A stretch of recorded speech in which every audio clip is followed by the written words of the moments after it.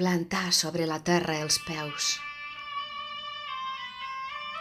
Ja no tenir por.